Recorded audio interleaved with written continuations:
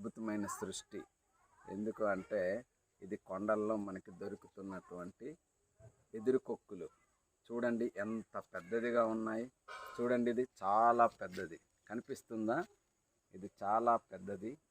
ఇది మనము కూర చేసుకొని తింటే మనకి చాలా ఆరోగ్యకరంగా ఉంటుంది.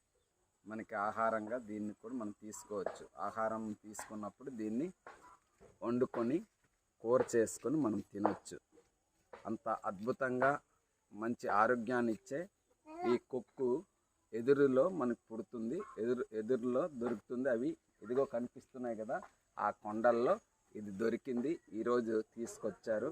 దీన్ని మేము ఈరోజు కూర చేసుకుని మేము తింటాం. ఇంత గొప్ప అద్భుతం సృష్టించిన దేవునికి మహిమ కలుగును గాక. దేవాది దేవునికి ఆ గొప్ప ఘనత ఎవరికి దొరుకుతుందంటే దేవునికే దొరుకుతుంది. ఎందుకంటే సృష్టిలో ఏదైనా కావాలి అంటే ఖచ్చితంగా అది సృష్టించబడాలి. అది only creator of God. Thank you.